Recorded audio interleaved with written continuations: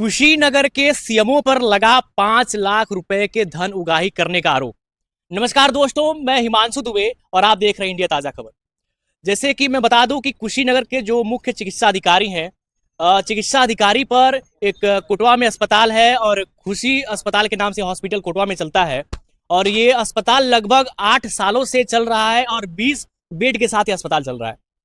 लेकिन कुशीनगर के सीएमओ के द्वारा अस्पताल के रजिस्ट्रेशन के नवीनीकरण के नाम पर 5 लाख रुपए की मांग की गई और हॉस्पिटल के संचालक के द्वारा यह घूस धनुगाही नहीं देने पर हॉस्पिटल के रजिस्ट्रेशन की नवीनीकरण नहीं की जा रही है। अभी हमारे साथ मौजूद है हॉस्पिटल के संचालक और इनसे बात करते हैं और इनसे पूरी जानकारी लेते हैं।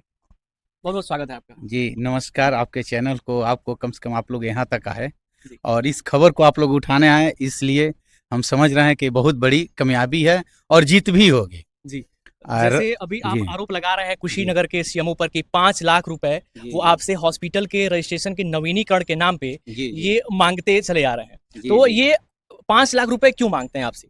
देखिए, कहने का मतलब ये है कि मेरा हॉस्पिटल लगभग 8 वर्ष पुराने से संचालित हो रहा है। जो सरकार की नियम अनुसार है, इन लोगों को वहाँ के जो दिया हुआ नियम नियमावली है उस अनुसार पे मेरा हॉस्पिटल संचालित होता है। और बीच में सन 2021 से मेरा आयुष्मान भारत भी यहाँ पे संचालित हो रहा था। रह गई बात, हमारे वहाँ मान लीजिए ग्रामीण इलाका है, यहाँ पे जो भी पेशेंट आएंगे बहुत गरीब ही पेशेंट आएंगे, तो उसी अनुसार हम लोग, आप पता कर लीजिएगा, कहीं भी मैं तो चैलेंज दूंगा, आप पता करिएगा कि हमारे वहाँ कभी आज तक कोई घटित घटना हुई ही नहीं, कोई जनमानस की घटित घटना नहीं, कैजुअलिटी कोई नहीं। रिकॉर्ड है कि कोई यहाँ से एक एप्लीकेशन तक सीएम ऑफिस में नहीं हुई, लेकिन कैजुअलिटी की आरोप लगे नहीं, अभी तक आरोप भी नहीं लगे, कोई आरोप नहीं लगे हैं। और रह गई बात, ये तो आरोप केवल सीएमओ साहब ये कहे कि ऐसा है कि 2023 की बातें हैं, जब असल बात इनका बहुत धांधली इनका आयुष्मान में भी है, सारा वो भी चीज मैं बताऊंगा, लेकिन अभी जो मैटर है उस पर मैं बात कर रहा हूँ। रह गई बात ये, जब मैं गया रजिस्ट्रेशन, अभी मेरा था 30 अप्रैल तक मेरा रजिस्ट्रेशन था 2023 में। इन्होंने 5 अप्रैल को अपने डिप्टी सीएमओ को भेजकर मेरा हॉस्पिटल सील करा दिया। अच्छा, किस दिनांक को? लगभग 5 अप्रैल 2023 में सील कर दिया। ये हमसे क्या कहा गया सील करने का रीजन क्या बताया? हाँ, हमसे रीजन यही बताया गया कि आपके वहाँ कोई डॉक्टर नहीं है। ठीक है, बस यही दिखाया जाता है, डॉक्टर नहीं है। अरे भैया, डॉक्टर नहीं है तो आपने रजिस्ट्रेशन क्यों दिया? पहली मुद्दा है। तो ठीक है, पहले लगभग 8 सालों से चल रहे हैं, तो बिना डॉक्टर के हॉस्पिटल चल रहा है 8 सालों से। 8 साल का मैं रजिस्ट्रेशन आपको दिखला दूंगा, जब नवीनीकरण हुआ तब का मेरे पास सारे प्रूफ। पूरे 8 सालों में किस बेस पे वो रजिस्ट्रेशन दिए आप? सब पूरा बेस यही है, जो सारा कागजात जो मानक के रूप में मैंने उनके वहाँ प्रोवाइड करता था वो हमको रजिस्ट्रेशन देते थे। डॉक्टर आपके यहाँ बैठते हैं, उसी मानक पे ही तो आपको रजिस्ट्रेशन आपके दिए जा रहे होंगे। बिल्कुल, ये रजिस्ट्रेशन अब क्यों नहीं हो रहा है? अब देखिए, ये रजिस्ट्रेशन है, मेन है 5 लाख की धन उगाही। हमसे ये बताया गया कि उप मुख्यमंत्री माननीय श्री ब्रजेश पाठक जी के लड़की का शादी में एक चंदा के रूप में आपको देना होगा। सबसे बड़ा बयान ये है कि साथ में डिप्टी सीएम के लिए भी सीएमओ साहब एक आरोप तय कर दिए हैं और सीएमओ साहब के द्वारा ये कहा गया है कि 5 लाख रुपए आप जो देंगे वो 5 लाख रुपए डिप्टी सीएम ब्रजेश पाठक की बेटी की शादी में चंदा दिया जाएगा। तो क्या ये लगभग अपने जिले में हजारों हॉस्पिटल्स चल रहे होंगे, हजारों हॉस्पिटल से यदि 5-5 लाख रुपए चंदा के नाम पे यदि लिया गया हो या फिर लेने की मांग की जा रही हो, तो ये एक बहुत बड़ा अमाउंट होता है और इसका जांच होना चाहिए कि अब तक चंदा के नाम पर ये कितने रुपए अब तक धन उगाही के रूप में ले लिया गया है। यही नहीं, पूरे जिले में आप देखिएगा हर साल कितने हॉस्पिटल को सील करते हैं। क्या करते हैं, सरकार का मानक है कि भाई झोला छाप डॉक्टरों के ऊपर कार्रवाई की जाए। ये बस उसी के ऊपर कार्रवाई करते हैं जिनका रजिस्ट्रेशन है। अच्छा, हर साल आप यहाँ से लेके तमकुई और कप्तानगंज जहाँ भी देखेंगे, हर साल लगभग इनका काम ही यही है। इनका गुर्गा है प्रशांत कुमार सिंह। अच्छा, एक गिरी, ये प्रशांत सिंह, ये किस पद पे है? एक कंप्यूटर ऑपरेटर हैं। अच्छा, ठीक है। इनकी अगर लकलाम जांच कराई जाए तो इनका अवकाश से अधिक इनके पास संपत्ति है। आखिर ये आई कहाँ से?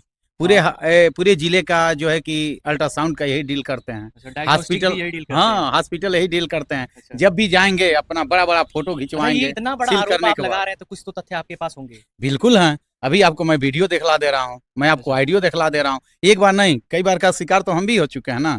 दैनिक भास्कर की रिपोर्ट के अनुसार सीएमओ साहब का बयान आया हुआ है कि सीएमओ साहब ये कहते हैं कि इस खुशी हॉस्पिटल में डॉक्टर नहीं बैठते हैं, डॉक्टर के नहीं बैठने की वजह से हॉस्पिटल को सील किया गया। तो डॉक्टर क्या सिर्फ अभी नहीं बैठते हैं या फिर पिछले 8 सालों से नहीं बैठते थे? यदि पिछले 8 सालों से नहीं बैठते थे डॉक्टर, तो पिछले 8 सालों से रजिस्ट्रेशन किस बेस पे किया जा रहा था?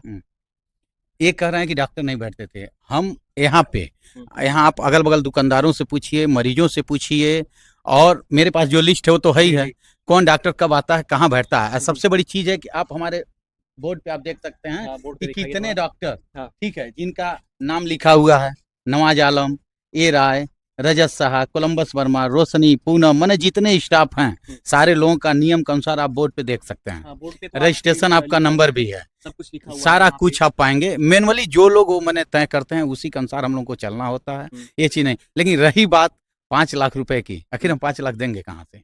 5 लाख रुपए आप देंगे कहाँ से, ये कहाँ बड़ी से? बात नहीं है। बहुत- 5 लाख रुपए आप देंगे क्यों? क्यों?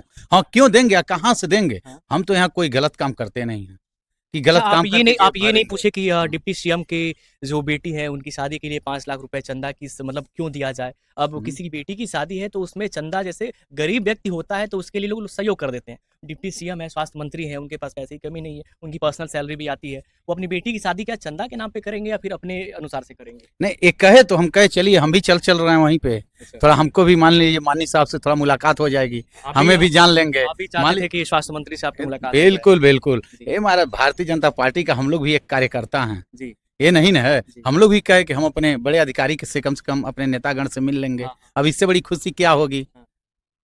तो मतलब ये, और साथ में ये जो आप ये आरोप उन पे लगा रहे हैं, ये आरोप सिर्फ 5 लाख रुपए के लिए लग रहे हैं, और ये रजिस्ट्रेशन आपका जो है वो अब तक उनसे आपके बातचीत में वो क्या कहे हैं? रजिस्ट्रेशन देखिए, होगा हाई या कोर्ट नहीं का होगा? माननीय उच्च न्यायालय का जब आदेश आया, उस तौस में ये तो बड़ी हमारे ऊपर तैस थे कि इसका हम खोलेंगे नहीं। आदेश आने के ठीक लगभग पौने 3 महीने तक, लगभग 3 महीने तक इन्होंने हमको झेलाया। उस दौरान 60,000 रुपए भी मुझसे लिए। 60,000 रुपए आपसे ले 60,000 रुपए भी लिए, नहीं दोगे तो नहीं करेंगे फिर से। 60,000 रुपए जो हाँ। आप दिए हैं उनके कुछ साक्ष्य है आपके पास? नहीं नहीं, साक्ष्य बताइए, देने का ये साक्ष्य कहाँ है भाई? वो मांगे, हम लोग मजबूर थे, 7 महीने दौड़ते दौड़ते चप्पल मेरी घिस गई थे, सीएम ऑफिस का चक्कर लगाते लगाते। जैसे जो लोग इतना इन्वेस्टमेंट करके इतना बड़ा हॉस्पिटल चलाएंगे, हॉस्पिटल को अचानक से बंद कर दिया जाएगा तो उसमें काम कर रहे स्टाफ भी भटकेंगे, और इतना बड़ा इन्वेस्टमेंट यदि बैठ जाएगा तो फिर पूंजी का विलय हो गया। यही नहीं, कम से कम 7 लाख रुपए का मेरा पिछले वर्ष में मेडिसिन एक्सपायरी हो गई थी। अच्छा। तो मैं यही सोचा कि मेरा इतना बड़ा नुकसान है, चलिए भाई, अब हाई कोर्ट का आदेश के आने के बावजूद 3 महीना ये ढीले कर दिए, नहीं किए। और फिर से बताइए, अगर फिर से मैं हाई कोर्ट जाता हूँ तो फिर से 7 लाख का, 7 लाख और 14 लाख का मेरा मेडिसिन नुकसान होगा। जो इंस्ट्रूमेंट में जो जंग पकड़ेगा, जो बेड में जंग पकड़ेगा, बताइए बराबर हम कहाँ से खरीद पाएंगे? वो भी लोन लेकर मैं दिखलाऊंगा आपको। मैं 12 लाख रुपए का लोन लिया था बैंक से, उसी पैसे से मैंने सारे इंस्ट्रूमेंट भी खरीदा था, वो प्रूफ है मेरे पास। हाँ। अच्छा, ये मतलब अपने जिले में जो अभी सीएमओ साहब हैं, उन पे लगातार हमेशा कोई ना कोई आरोप लगता रहता है, और उनके खिलाफ जांच भी हुई है। तो 2-3 दिन पहले की भी कुछ जांच हुई थी, उस जांच के लिए क्या कहेंगे आप? देखिए, मैं तो अपना जो भी था, मैं अपना न्याय माननीय डीएम साहब के पास मैंने लेकर गया था पत्रावली। मैं अपने न्याय के लिए उनसे गुहार किया हूँ। साहब ने मेरे बातों को मद्देनजर रखते हुए उन्होंने अचानक मेरे सुनने में आया, मैंने खबर के माध्यम से, चैनल के माध्यम से, और मान लीजिए इलेक्ट्रॉनिक मीडिया के माध्यम से मैंने देखा और सुना कि डीएम साहब ने गए थे चेक करने। उन्होंने जब पूछा कि आखिर प्राइवेट हॉस्पिटलों की संख्या जिले में कितनी है, तब माननीय सीएमओ महोदय के जो भी स्टाफ थे, इन्होंने उसका जवाब नहीं दे पाए।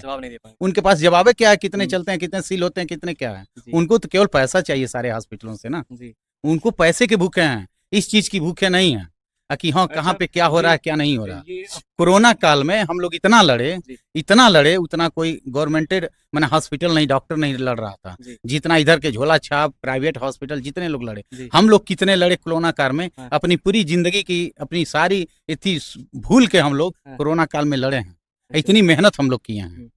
बताइए, उसके बावजूद भी सीएमओ साहब का बार बार यही उनका एलिगेशन रहा कि नहीं ये कर दो। ये जो हॉस्पिटल है ये कोटवा बाजार में है, ये बहुत बड़ा शहर नहीं है, ये गांव का क्षेत्र आता है, और ये बहुत बड़ा ऐसा हॉस्पिटल भी नहीं है कि बहुत ऐसे शहर में है, बहुत अधिक पैसे की मांग करते हैं। गांव का जो अस्पताल होता है, गांव के अस्पताल में कोई भी मरीज आता है तो वो गांव के ही लोग आते हैं। गांव के लोग बहुत अधिक पैसे देने नहीं चाहते हैं, देने इसलिए नहीं चाहते हैं, गांव के लोगों के पास पैसे ही बहुत कम होते हैं।